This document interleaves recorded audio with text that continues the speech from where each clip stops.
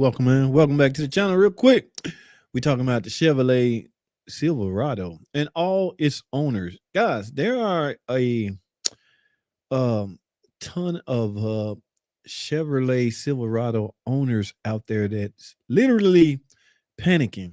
Okay, they scared. All right, they don't know what to expect. Now, the truck that they own or that's in question, everybody's aware about the recall, the engine recall. Okay, now frankly, if you have a recall, it's simple. You go get it fixed.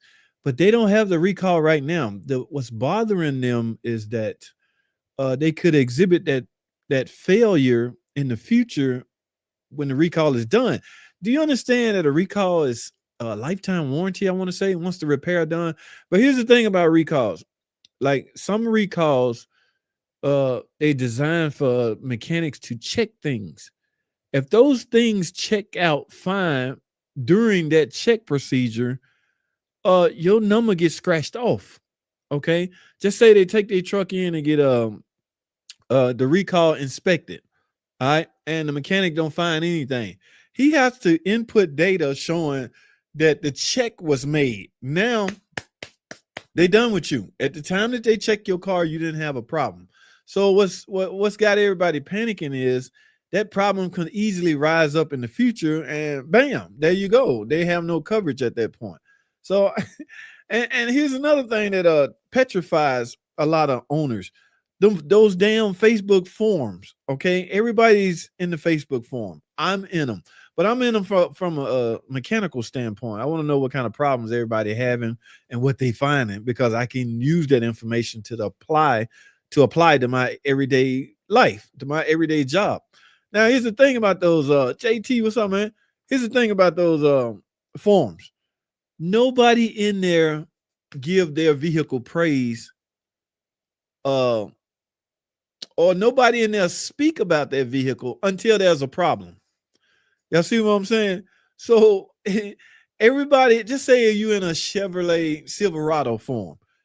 Technically, everybody in there own a Silverado, right?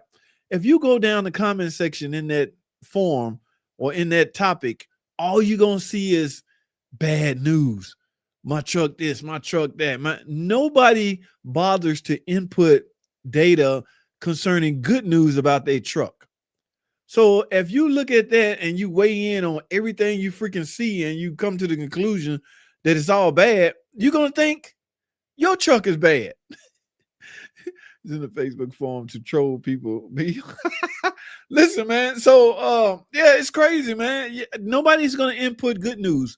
My truck running fine, man. I'm so happy. I cannot believe I ain't having no problems out of my truck.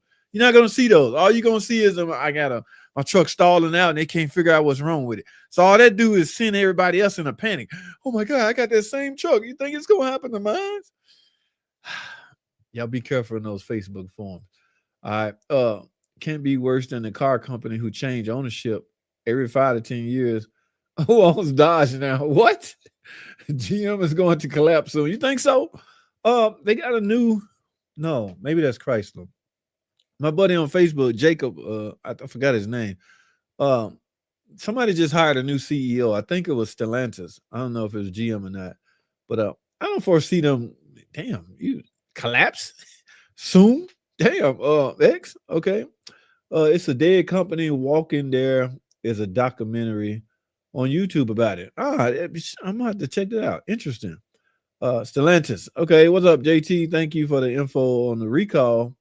I don't have a Chevy, but share that info. Yeah, man, it's crazy. Those owners are getting a little petrified. Now, this guy here, what's up? Shannon Dickinson. What's going on, man? The Facebook. I'm not trolling nobody. It's a strange tension when your truck feels perfectly fine, but your gut says something different. That's what this owner is afraid about. Maybe not because of how it drives, but because of what you keep hearing from other owners who were once just as confident. Yes, it's the people with the big mouth. Now, it's no different than, the gossip chatter in a barbershop. I don't know if I don't know how many of y'all frequent body shops, but there's nothing going on in there, or beauty salon. Nothing going on in there but gossip, hearsay, this, that, and the third. So, because of what you keep hearing from other owners, that's the kind of unease that I sense in a post this morning in Chevrolet Silverado Facebook group. Yeah, he was in a Facebook group where Dennis Hogan shared a quick but revealing thought about his 2024. What struck me wasn't that anything had gone wrong, but how the doubt was creeping in, even for someone who's been loyal to the badge. They just scared, man. Ain't nothing you can do. If your truck running fine, do your part. Maintenance and all of that. But like I said earlier, man, if they check your truck out under the recall and it turns out fine during that time, uh, you'll VN get off the list as far as needing the recall. So they said, man. Yeah, it's crazy, man. What's up, 69 Dark Man? The comment might seem innocent on the surface, but within the Silverado community, it sparks something that's becoming harder to ignore. Growing anxiety around reliability in newer models. Uh-oh. What is this world coming to when we can't have a sense of reliability for new vehicles? The thinking goes, get rid of that old car because it's going to keep breaking. Get you a new car. My family members, they stuck on that. They've been stuck on that for years. They'll have a flat tire and find a reason just to get rid of the car. I'm sick of that damn thing. They say, it's just a flat tire. I don't care. I want a new car. So you think your new car, you know, nails in the road, your new car ain't going to go on flat? Yes, it's going to go on flat too. All right, it's whatever you drive in that construction site, stay out of that construction site. No, but the thinking goes, a new car is more reliable than your old car. It could be furthest from the truth.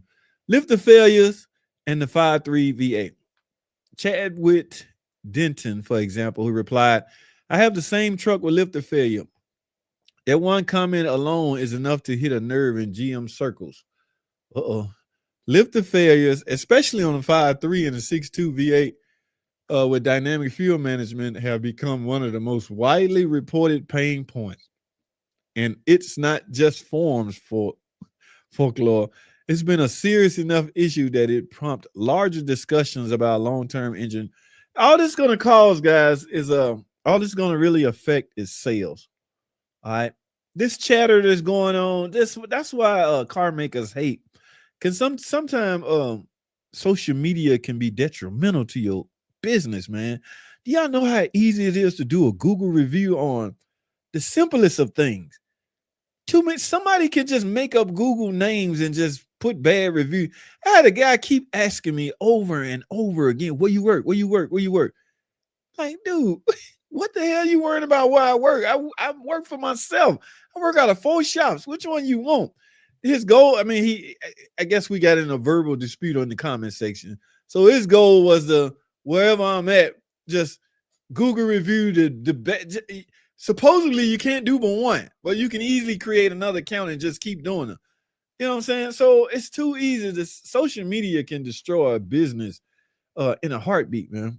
However, due to its shared architect with the L87 and use of the same DFM system, many owners are watching it just as closely. As reported in my other article, GM's handling of engine issues around the L87 has left more questions than answer. What is it that owners want to know? I've been primary a GM person, but wouldn't touch the new ones today. That's crazy. The 5.3 had the same rocket issues Mopar had, but they probably fixed it by now. I'm not sure. I don't know. Yeah. Burt GVN. What's going on, my friend? About the info. But guys, let me see if there's anything else in this article worth mentioning. Oh, not only the engine problems, there's transmission problem and broader doubts. It's not just lifters that have people worried either. The larger pattern of transmission complaints across the Silverado lineup continues to fuel doubt. And this the vehicle that has the 10-speed rear-wheel drive transmission, from what I'm hearing. Now, Stellantis got an 8-speed they use from ZF, but I once heard GM use a 10-speed rear-wheel drive transmission to pull to go in their larger vehicles. They were already taking their truck back to the dealer after just 1 week. Wait, the 2024 Silverado 2500 HD owners said they were already taking their truck back to the dealer after just 1 week. And in a different case, Owners reported severe transmission problems at just 21,000 miles. Now, I wonder did somebody touch the transmission? A lot of these transmission are do not service, do not touch, don't do nothing. Just go. Yeah. Do you work on them for a living? As long as you fit it before it destroys. As long as you fix it. But no, the cam. Okay, I see what you're talking about there. Yeah. Dennis' truck is newer and hasn't yet exhibit problems. His posts resonate because many other owners have already run into problems with their, and it's hard to ignore. The transmission having problems, the engine having problems. So everybody that own one is just in one big doubt. But here's the bigger picture. So what's happening here? Why are we seeing so many experienced owners, people who've driven Chevy for decades, suddenly feeling like they're walking on thin ice? I think part of the answer lies in how expectations have shifted. Today's trucks are more complex, more tech heavy, and more tightly engineered than ever before. That's not inherent.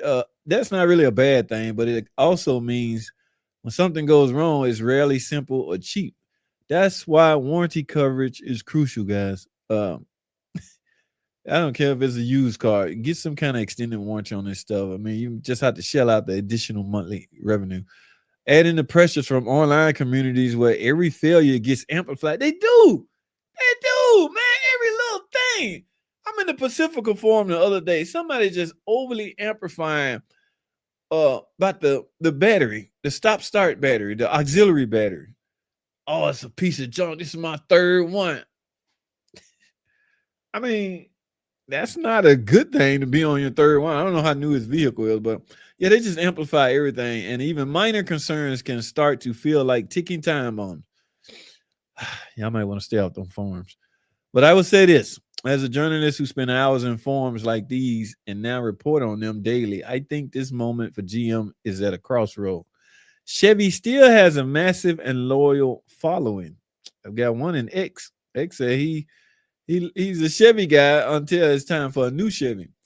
All right, but loyalty only goes so far when new trucks feel less dependable than older ones with 250,000 miles. It's not just about what breaks, but also about how consistently those breaks are showing up. Let's also not forget how essential it is for GM to respond to these problems as proactively as possible. Yeah, man. Yeah, somebody they should hire somebody to stay in those forums. Mechanically, they ought to hire me. I'm on the computer a lot. A mechanically inclined guy to get in these forums and shoot down some of this petty stuff that people in there amplifying. All right. In the comment section, one guy said he bought a new truck every 5 years, always Chevy. His biggest nightmare was in 2013 with the AFM. What a joke. Step on the gas. It looked like a diesel driving down the road. It took Chevy 3 years to finally listen to me and change the motor. Got it back, drove it one day, traded for a new Ram. Ah, my dude, I like this guy. He traded that hunk of junk Chevy in for a new Ram. Best move he ever made. Chevy, never again. You hear that, Chevy? You lost a customer to Stellantis Ram. Probably got a better engine, my guy. That 5.8 or whatever it is, 6.2, ain't no good. Get you a Hemi with a e-torque 5.7 liter Hemi, and you should have these ridiculous dumb problems. This guy's all right with me. He traded in. Let me highlight this for y'all. Traded in his Chevrolet for, y'all see that? Do y'all see that? Traded for a new Ram. Best move he ever made. Chevy. I gotta highlight all this. Chevy, never again. Did y'all hear that, Chevy? Did y'all see that? Do y'all see that? Okay. Hey, man, that wasn't a bad idea. All right, here's a guy with a 2023 GMC transmission started shuddering at about 8,000 miles. Damn. He took it to the dealer and had to leave it in the shop for over 3 freaking months. Got a valve body and new injectors. Left the dealer and had the same issue. Took back and they reprogrammed the transmission. Same problem. GM ordered all new parts and still waiting on the parts.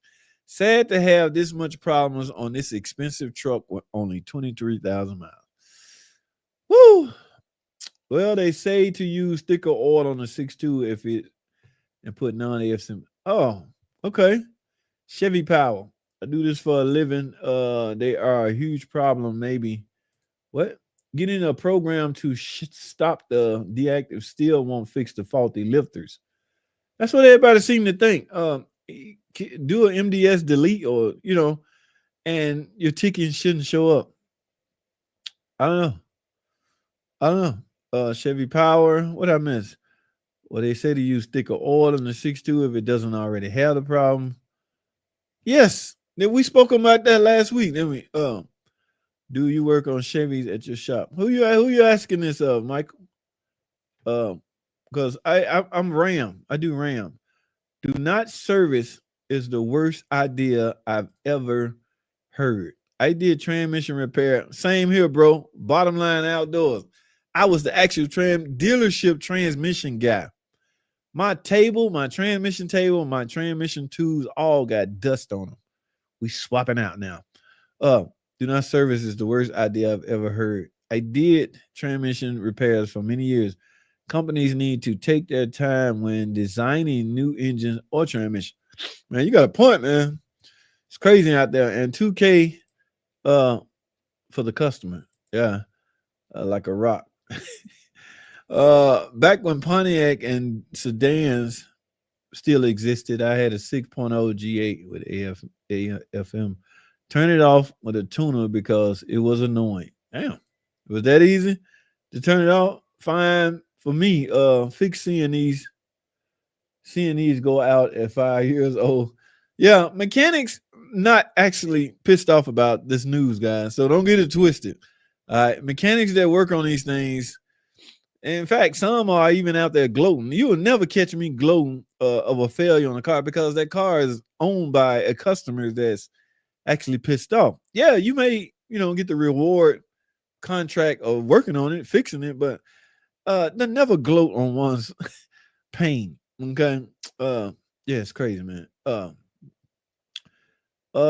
For me, fix seeing these go out in 5 years. 100K is unacceptable. I used to change the filter and fluid once a year or so in the 727. I swapped into my dark. Yeah, car that. Oh yeah, that manufacturer suggested go out the window. The older car your car get, yeah, pay 70K for a truck. I bet you don't miss rebuilds. It's we can't get parts anymore, Mr. Mopar. Do you work on different makes of cars? No, at your shop you work for. I work out at 4 shops, my guy. Every last one of them. I tell the owners of that shop, don't. I'm what they call a troubleshooter at other shops. Okay, and I work. I'm part owner with my buddy at Brothers Motors. Now we bring in our own customer. The bulk of mine is off YouTube. So the bulk of mine is something I'm very familiar with. Now he, on the other hand, because of the overhead, he been known to take in anything. But he a Dodge guy too. In fact, he used to work at the dealer with me. So he decided to go out rogue on his own. I just teamed up with him periodically. But I'm only interested in Stellantis, Dodge, Jeep, Ram product. All right. Yes, I know. A car is a car is a car. But I got enough work to keep me busy. That's all I'm concerned with. That's all I want to raise the hood up and look at. All right. So the answer to your question, Mike, Mr. Mopar, do you work on? No, I ain't working on no different makes. Not that I can't, just that I don't have to, or I don't want to. Yeah. Yeah, you can say it. You can say I just really don't want to. All right. People make fun of the Ford owners. Hey, man, that's not, yeah, that's I gotta be careful with that, man. You can really hurt somebody's feelings gloating about their pain in the form of their cars broke. So yeah, be careful with that, man. JT, my customer, 2010 Dodge Charger 3.5 has P0203 injector code that never acts up. It never acts up. In other words, you don't have no misfire or anything. I just did a video on a injector repair where I ohmed out the injector and found out it was open. There's specs to every injector when you ohm it out. If it fails the ohm test, simple, get a new one. Now, if a lot of people would try cleaning the injectors. I mean, how you getting trash in your fuel system these days is crazy, I guess. But Yeah. What you gonna do, Gerard? What are you gonna do about it? Point to injector in number 3. What's next? Let me know, bro. By the right scan to an AFM is able to be disabled easily. Okay. He's saying you can disable that stuff with the right scan to. With me. Gerard, I'm not trying to say I like AFM, but people bitch about it too much. Not changing oil is part of the issue. AFM is sensitive to that. Yeah, I can imagine. Man, once a year on the 727. Yeah, it's crazy. No 100K fluid, none. Transmission fluid, coolant, brake fluid. Change it. Y'all heard it first. Bob. Oh, Mike P. What up? Mopar mechanic is a job for. Look, man, I ain't. Hey, man, look, I got enough to keep me busy and keep my mind. I have never ran out of work, guys. Let me put it that way. Now, when I say that, yes, shops get slow, but wherever I'm at, if that particular shop is slow, I remember I work out of 4 shops and I got a YouTube channel and I got another, all this social media stuff. Guys, this damn thing is constantly in my hand, even while I'm working sometimes. Remember, I got the troubleshooting, my troubleshooting account set up where people uh cash out me donations. I like to call them donations. I don't like to call them charges for answering their question. It's not a charge, it's a donation. I just happen to have a set amount for that donation. I get that all day long. I have to go ahead and answer these people questions. So if it gets slow at work, I'm not pissed off. But it hardly ever gets slow at work. Not because Mopar breaks down, Mike P, a lot. Not because of that. It's because, there's seasons for being real busy and not being real busy. Mike P trying to be funny, man. Old manufacturer don't care if you don't change it as warranty. We'll be done then. Owner problem now. Yeah, it's crazy. Jacob, what's up, man? What's your opinion on the new CEO, Antonio Fisco? You have hope in him? Yeah, man. He's stepping into a challenging situation. I mean, somebody left him a mess. All right. Only time gonna tell how well he can do. I mean, look, man. When you step into a new position like that, you talk about some major pressure. You talking about some, oh my goodness, everybody looking at you, what are we gonna do? I mean, some decisions have already been made before he even got here. For instance, the Hemi is set to make a return. Did he have any input say on that? Oh, bro, this is already making. You can't go back on your word. I'm gonna tell you, a lot of this uncertainty happened when during the presidential election. Without going politics. I don't like discussing politics on here, guys. But a lot of uncertainty happened when, a lot was riding on who won the election. All right. So not everybody was on board with mandatory going green, EV. A lot of people wasn't on board. A lot of mechanics wasn't on board. So, they cut out a lot of stuff. It just got crazy, man. It's too much uncertainty. If somebody can put their foot down and say, this is what it's going to be, everybody would get on the same page because they have no choice. But, yeah, it's the society we live in, man. But yeah, Jacob, I hope he succeed, man. I mean, a lot of people, jobs and careers riding on this guy's success. Okay, so I hope he make the right decisions. But we can't do nothing but wait and see. You get trash in your fuel system by making poor dating decisions. All right, guys, I gotta wrap this up, man. I scoped the injector waveform and everything and compare it to a known good, etc. Are they known to go out? Not on the 3.5. This newer stuff, yeah. Literally, I see injector code once a week, and I just put a shit ton of it's a V8, so I just put especially when you're on the warranty. I'm probably talking too much, but I had a car with some drivability issue, a truck with some drivability issue. Everything, secondary ignition plugs, core, all that stuff was good, so it wasn't much left. There was no air leaks, but injectors. We replaced the injectors on that whole side. On the whole, both sides. It's a V engine. On both, we replaced 8 injectors. It's on the warranty. So in the car, purling like a kitten after that. So Injectors are weird, or at least the new ones are. Man, when did who in here old enough to remember not even uttering the word oil pump?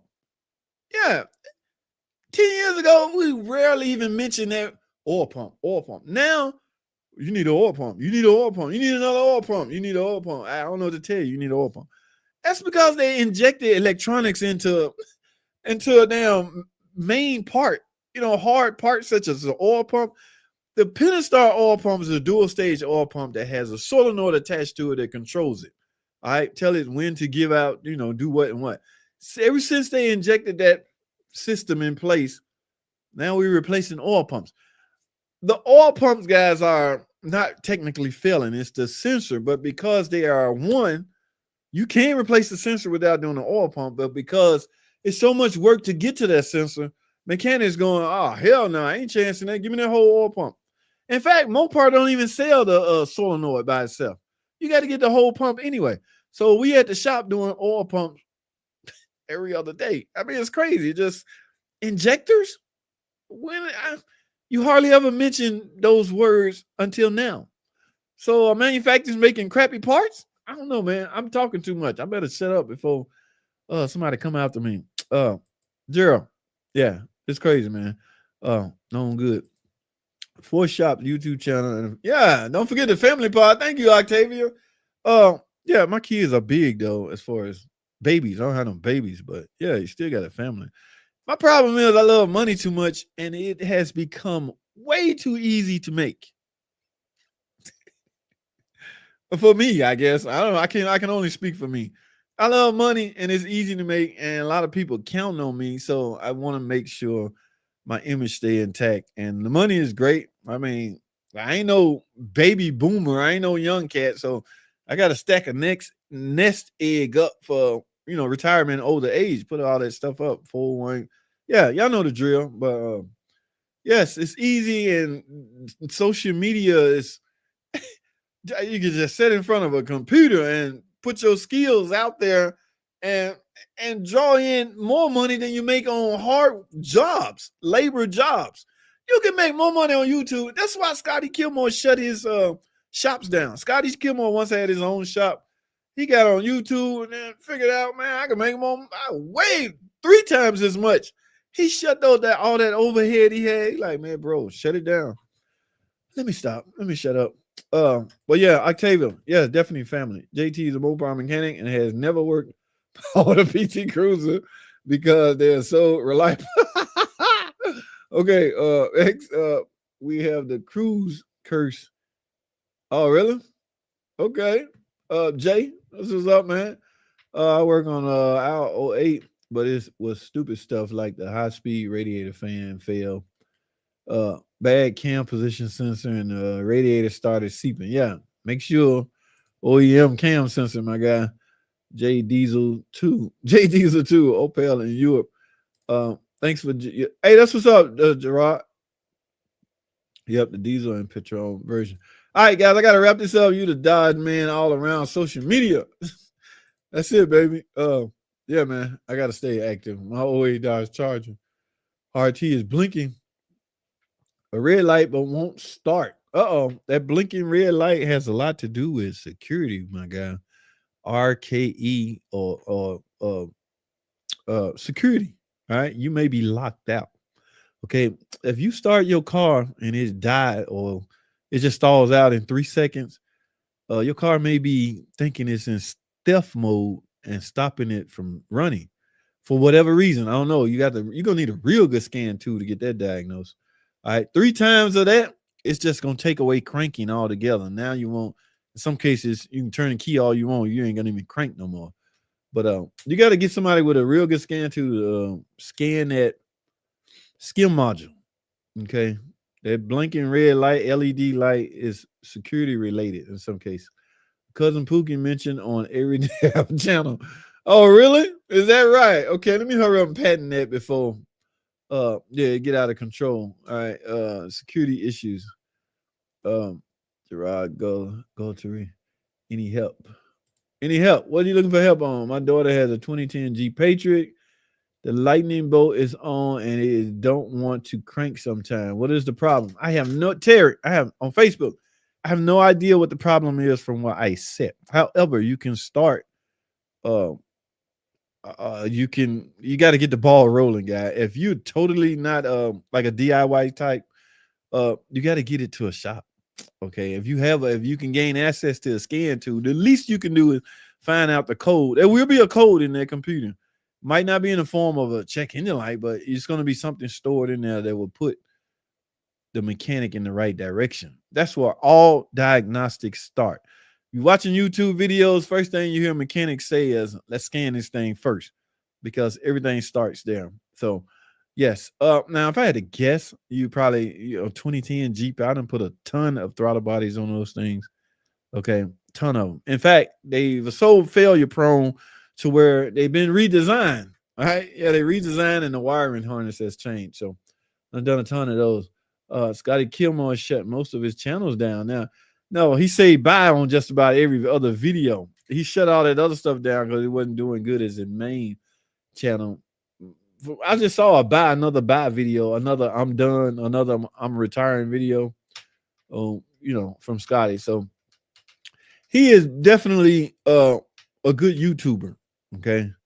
That's the only thing I can say about any mechanic on YouTube.